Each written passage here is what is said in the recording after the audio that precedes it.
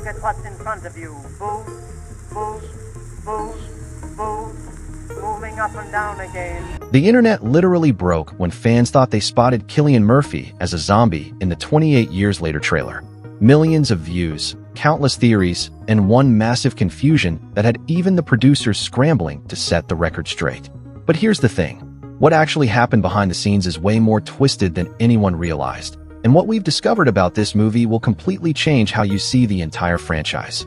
Danny Boyle disappeared from the zombie world for over 2 decades, swearing he'd never return to the infected wasteland he created.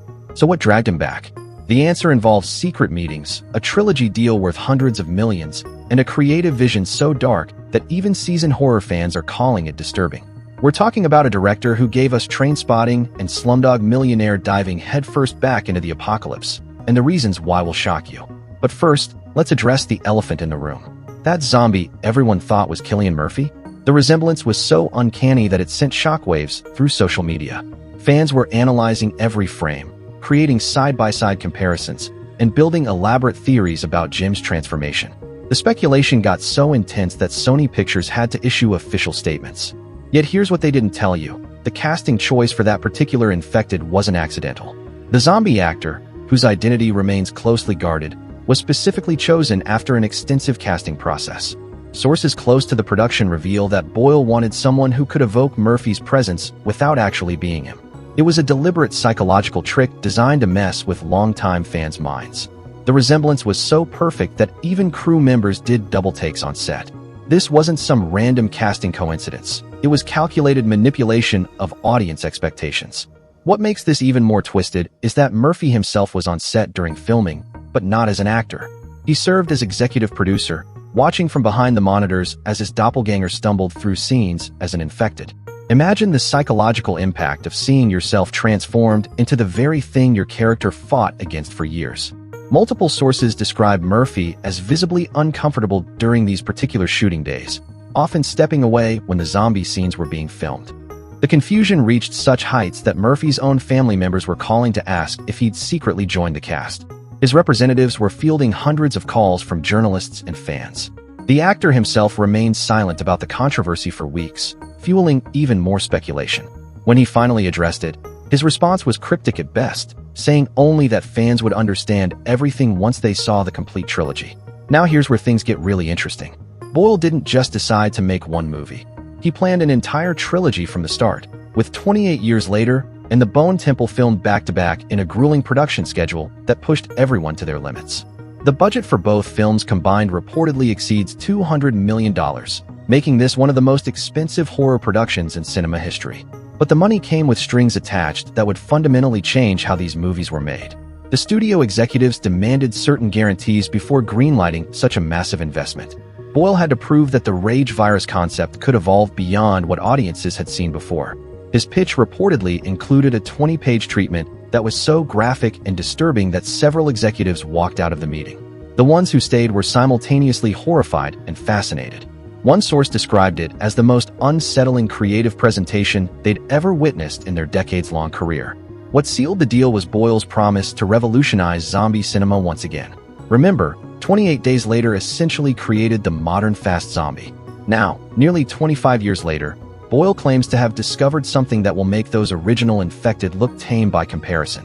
The evolution of the rage virus has created something far more terrifying than anyone anticipated. Test audiences who've seen early footage describe reactions ranging from fascination to genuine distress. The back-to-back filming strategy wasn't just about efficiency. It was about capturing a specific energy and maintaining continuity of horror. Cast and crew lived in a bubble of controlled chaos for months. Aaron Taylor Johnson, who takes on the lead role, described the experience as psychologically exhausting. The sets were designed to maintain a constant atmosphere of dread, with practical effects so realistic that actors frequently broke character due to genuine fear responses. Don't look at what's in front of you. Boo, boo, boo, boo, moving up and down again. Jodie Comer, fresh off her Killing Eve success, underwent intensive physical training for her role as a survivor who spent decades fighting the infected. Her preparation included military-style combat training and psychological conditioning sessions designed to help her embody someone who's lived through decades of apocalyptic horror. The transformation was so complete that friends and family barely recognized her during the filming period. But it's Ralph Fiennes' involvement that has insiders buzzing with anticipation and concern. Known for his sophisticated dramatic roles, Fiennes' casting in a zombie horror film initially raised eyebrows. However, sources reveal that his character represents something entirely new to the franchise, a survivor who's found ways to coexist with the infected that challenge everything we thought we knew about the rage virus. The plot details that have leaked paint a picture of survivors living on a small island off the British coast, believing themselves safe from the mainland's horrors. But safety is an illusion in Boyle's world. The island's setting allows for claustrophobic storytelling that intensifies the horror. Every character becomes suspicious of every other character. Paranoia builds as they realize that decades of isolation might have changed them in ways they never anticipated. What's particularly disturbing is how the rage virus has evolved over nearly 3 decades. The infected aren't just mindless killers anymore. They've developed behaviors and patterns that suggest a horrifying form of intelligence. This evolution forms the core of the new trilogy's horror, the idea that the infected might be becoming something more organized, more strategic, and infinitely more dangerous. The filming locations were chosen specifically to enhance this psychological horror. Remote Scottish islands provided the perfect backdrop for isolation-induced madness. Cast members described feeling genuinely cut off from civilization during shooting, which fed directly into their performances. The weather conditions were brutal, with filming continuing through storms and harsh conditions to capture authentic desperation. Danny Boyle's return to horror after focusing on more mainstream projects wasn't just about nostalgia. Sources close to the director reveal that the COVID-19 pandemic fundamentally changed his perspective on societal collapse and human behavior under extreme stress. The rage virus allegory suddenly felt more relevant and terrifying than ever before. This personal connection to the material drives every frame of the new films. The director's approach to the infected has evolved significantly. Where the original films focused on running and survival, the new trilogy explores what happens when running is no longer possible. The characters face impossible choices that blur the lines between humanity and monstrosity. Moral boundaries dissolve when survival requires compromising everything you once believed about right and wrong. Behind the cameras, tensions ran high during production. The demanding schedule and intense subject matter created an atmosphere that sometimes spilled over into real conflict between cast and crew. Multiple sources describe heated arguments about creative choices, with some actors pushing back against particularly disturbing scenes. Boyle's reputation for perfectionism clashed with actors' comfort zones in ways that required extensive mediation. The special effects team, led by industry veterans who worked on the original films, pushed practical effects to new extremes. CGI was used sparingly, with most of the horror coming from makeup, prosthetics, and carefully choreographed chaos. The infected extras underwent hours of transformation daily, with some effects so realistic that they disturbed crew members who weren't directly involved in the horror scenes. What's emerged from early test screenings is a portrait of humanity at its absolute breaking point. Unlike typical zombie films that focus on external threats, 28 years later turns the horror inward. The real monsters aren't just the infected, they're what normal people become when pushed beyond their psychological limits. This internal horror creates a viewing experience that lingers long after the credits roll. Leave them behind. In a heartbeat? Yeah. I wouldn't. Then you're gonna wind up getting yourself killed. The sound design deserves special attention. John Murphy's return to score the trilogy brings back the haunting musical landscape that made the original so memorable, but evolved for a more complex emotional journey. New compositions blend industrial noise with haunting melodies that mirror the characters' psychological states. Test audiences report that the sound alone creates almost unbearable tension in certain scenes. Cillian Murphy's role as executive producer gave him significant input into the story direction, even though he doesn't appear on screen in the first film. His understanding of Jim's character arc influenced decisions about how the world has evolved since the original outbreak. Murphy insisted that any continuation respect the psychological realism that made the original films so impactful, refusing to let the franchise devolve into simple action horror. The controversy surrounding Murphy's appearance, or lack thereof, has overshadowed some crucial story elements that fans need to understand. The timeline jump to 28 years after the original outbreak means we're dealing with survivors who've spent their entire adult lives in this post-apocalyptic world. These aren't people adapting to horror. They're people for whom horror is the only reality they've ever known. This generational shift creates unique storytelling opportunities that Boyle exploits masterfully. Characters who never knew the old world have different relationships with violence, different concepts of normalcy, and different fears than the survivors we met in earlier films.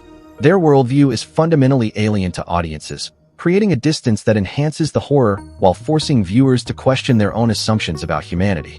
The island setting serves multiple narrative purposes beyond simple isolation. It represents humanity's attempt to create artificial boundaries against an unstoppable force. The false security of water barriers becomes a metaphor for all the ways people deceive themselves about safety and control. When those barriers inevitably fail, the psychological impact devastates characters and audiences alike. Critics who've seen early footage describe visceral reactions that go beyond typical horror responses. The film apparently creates a specific type of anxiety that builds throughout the viewing experience without offering traditional release points. This sustained psychological pressure represents Boyle's evolution as a horror filmmaker, moving beyond jump scares into genuine psychological disturbance. The marketing campaign has been deliberately misleading about several key plot points. Trailers focus on action and obvious scares while hiding the more disturbing psychological elements that define the actual viewing experience. This strategy protects major story reveals while potentially setting up audiences for a more intense experience than they're expecting. Some industry insiders worry this approach might backfire if audiences feel deceived. Production designer Mark Tildesley created environments that tell stories through visual details alone. Every set piece contains clues about how society collapsed and how survivors adapted. The attention to environmental storytelling means that multiple viewings reveal new information about the world's evolution. This layered approach rewards dedicated fans while providing rich background for casual viewers. The supporting cast includes several unknown actors whose performances are being praised by early viewers as breakthrough work. The decision to cast relative unknowns alongside established stars creates unpredictability about character survival that veteran horror fans will appreciate. Without clear protagonist armor, every character feels genuinely vulnerable throughout the experience. What happens in the Bone Temple, the immediate sequel filmed simultaneously, remains heavily guarded, but leaked information suggests it deals with the long-term consequences of the island survivors' choices. The title itself hints at religious or spiritual themes that weren't present in earlier films. This evolution suggests that Boyle is exploring how extreme circumstances change not just behavior, but fundamental beliefs about existence and meaning. This is a glorious day. A day of judgment. There's no discharge in the war. The trilogy's planned conclusion, still in early development, reportedly brings back familiar characters in ways that will surprise longtime fans. While details remain scarce, insiders hint that the time jump structure allows for unexpected revelations about characters we thought we knew. The interconnected nature of all three films means that seemingly minor details from 28 years later will prove crucial to understanding the complete story. International distribution has been complicated by the film's content, with several countries requesting cuts or modifications. The uncompromising vision that makes the trilogy unique also makes it challenging to distribute globally. These conflicts highlight ongoing debates about artistic freedom versus commercial accessibility in horror cinema. Behind-the-scenes documentary footage promises to reveal the intensive process behind creating this psychological horror experience. Cast interviews describe the mental preparation required to embody characters living in perpetual trauma. The documentary will apparently show how the isolation and intensity of filming affected everyone involved, creating a meta-narrative about the cost of creating authentic horror. The technological advances since the original films allowed for more sophisticated practical effects and cinematography. Updated camera techniques create an immersive experience that pulls viewers directly into the characters' psychological states. The visual language evolved to match the story's increased complexity while maintaining the raw, immediate feel that made the original so effective. Early box office predictions suggest that 28 years later could revitalize theatrical horror in ways that streaming-focused productions haven't achieved. The big screen experience apparently adds crucial elements that enhance the psychological impact. This theatrical focus represents a deliberate choice to create communal horror experiences that work best with audience reactions feeding off each other. The film's exploration of post-pandemic themes resonates differently now than it would have several years ago. Audiences bring their own experiences with isolation, social breakdown, and institutional collapse to the viewing experience. This real-world context adds layers of meaning that make the fictional horror feel uncomfortably plausible. What we're seeing with 28 Years Later isn't just another sequel. It's an evolution of horror cinema that acknowledges how audiences and society have changed since the original films. The psychological sophistication and thematic complexity suggest that Boyle isn't just revisiting old material, but using it as a foundation for exploring contemporary fears about civilization, identity, and what it means to remain human when humanity itself becomes questionable. The wait for answers about Murphy's future involvement continues, but the Bone Temple promises to address fan questions while raising entirely new ones. The interconnected trilogy structure means that understanding the complete story requires experiencing all three films, creating an unprecedented commitment for horror audiences accustomed to standalone experiences. As we prepare for 28 Years Later's release, one thing becomes clear: this isn't the zombie horror sequel anyone expected. It's something far more ambitious and potentially disturbing. Whether audiences are ready for Boyle's uncompromising vision of humanity's future remains to be seen, but the early reactions suggest we're about to witness something that will redefine what horror cinema can achieve when it refuses to compromise its darkest impulses. What do you think about Cillian Murphy's controversial absence from the first film? Genius marketing move or missed opportunity? Drop your theories in the comments below, because I'm reading every single one, and some of you have been spotting details that even the filmmakers missed. And if you're as obsessed with this franchise as we are, smash that subscribe button, because we've got exclusive behind-the-scenes content coming that will blow your mind.